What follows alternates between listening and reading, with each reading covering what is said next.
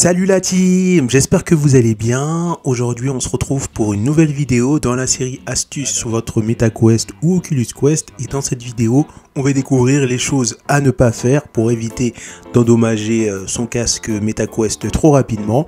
On va voir les choses à éviter pour avoir tout simplement une plus grande autonomie au niveau de la batterie et préserver son casque au maximum. Alors n'hésitez pas à vous abonner à la chaîne, à mettre un gros pouce bleu et activer la cloche de notification parce que ce sont des moyens gratuits qui permettent de soutenir la chaîne. Donc pour commencer, on va parler de tout ce qui concerne le rechargement de votre casque MetaQuest ou Oculus Quest. Déjà la chose à prendre en considération, c'est que si on recharge un peu n'importe comment notre casque VR, au fur et à mesure des rechargements, du nombre de fois qu'on va le recharger quand ce casque sera déchargé, on peut endommager soit le câble ou bien le port de charge sur votre casque VR. Et ça c'est plutôt une mauvaise nouvelle.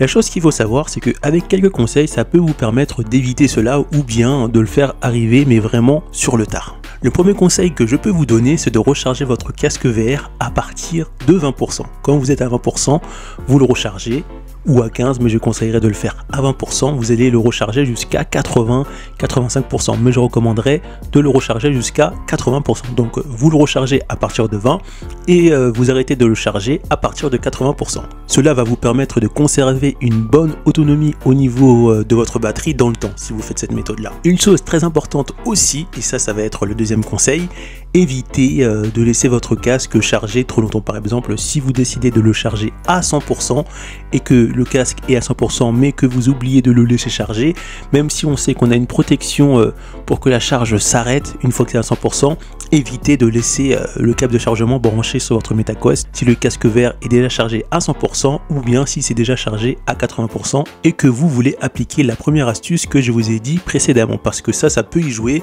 même si normalement on ne devrait pas avoir de problème, mais on sait jamais. Donc ça je vous conseille de ne pas le faire. Surtout très important, quand vous mettez votre casque VR en charge, prenez par exemple, je sais pas, votre téléphone, vous mettez un réveil, vous savez combien de temps prend votre casque au fur et à mesure que vous le chargez pour atteindre 100% ou 80%, vous mettez un petit réveil et dès que le réveil sonne, vous allez voir si votre casque est bien à 80 ou 100%.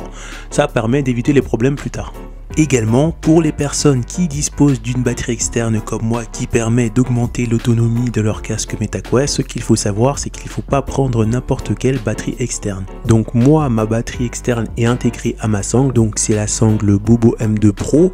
Et la batterie externe, ça va être une batterie avec les caractéristiques suivantes, c'est du 5 volts, 3 ampères et 15 watts. Maintenant, si vous voulez acheter une batterie externe qui n'est pas intégrée avec une sangle, c'est possible, ou une batterie externe qui est intégrée à une sangle, mais il faut respecter les caractéristiques techniques que je vais vous dire. Déjà, il vous faut une batterie externe avec au moins 5 volts, 2 ampères ou 3 ampères, voilà, donc entre les deux, et il vous faut au minimum, en termes de puissance, 15 watts sur cette batterie externe, parce que si vous prenez une batterie externe qui est inférieure à 15 watts, qu'est-ce qui va se passer quand la batterie externe va être branchée à votre casque VR? Elle sera pas suffisamment puissante pour recharger votre MetaQuest ou maintenir la charge quand vous serez en train de jouer, donc elle sera inefficace. Donc voilà ce que je recommande pour une batterie externe, donc 5 volts, 2 ou 3 ampères et surtout prendre au minimum 15 watts ou un peu plus, mais surtout pas prendre plus de 30 watts parce que là vous allez avoir beaucoup plus de puissance que le chargeur du MetaQuest et là ça risque d'abîmer plus vite la batterie que le chargeur du MetaQuest. Donc mieux vaut opter pour une batterie de 15 watts. Après c'est mon cas personnel, moi je préfère rester sur une batterie externe comme la Bobo M2 Pro parce que l'avantage de cette batterie, certes c'est du 15 watts, ça va pas augmenter l'autonomie de la batterie. Si par exemple je suis à 65%, ça va juste maintenir à peu près les 65% et dès que cette batterie externe sera à 0, là je vais descendre en dessous des 65%.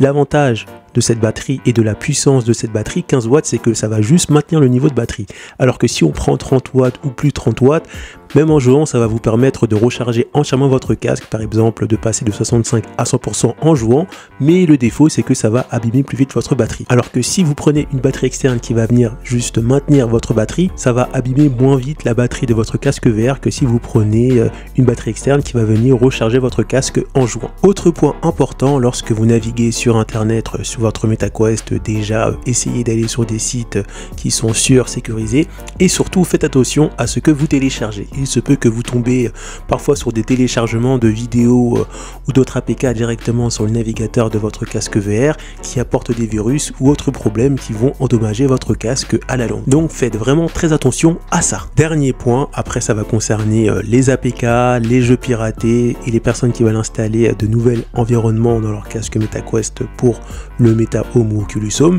Déjà de 1, si vous voulez télécharger des APK de démo, etc., je vous recommande de le faire directement sur SeedQuest. C'est quand même assez sécurisé et ça minimise vraiment le risque d'avoir un virus si on télécharge un APK d'un jeu ou une démo directement chez eux, ou bien avec AppLab. Pour les personnes qui souhaitent rajouter d'autres environnements VR pour avoir divers environnements rajoutés en plus sur l'Oculus Home ou le Meta Home, je vous recommande de passer par SeedQuest ou bien des sites qui sont sécurisés. Allez vérifier dans les forums si ces sites pour télécharger par exemple d'autres environnements pour l'Oculus Home sont bien sécurisés. Et pour les personnes qui installent des jeux piratés pour pas payer leurs jeux, déjà de 1 c'est contre-productif parce que ça soutient pas les développeurs, et si on soutient pas les développeurs, on ne participe pas à démocratiser la réalité virtuelle, même si c'est bien démocratisé. Pour vraiment participer à cela, nous aussi en tant que joueurs on a un rôle à jouer, c'est d'acheter au moins les jeux pour permettre aux développeurs d'avoir suffisamment d'argent pour réinvestir dans de nouveaux jeux en réalité virtuelle. Et aussi l'autre point négatif, c'est que si jamais on décide quand même d'installer ces jeux piratés, on prend également le risque d'amener des virus ou des mauvaises choses à notre casque VR. Tout simplement parce qu'on ne sait pas déjà d'où vient le jeu piraté, et si le pirate qui a piraté ce jeu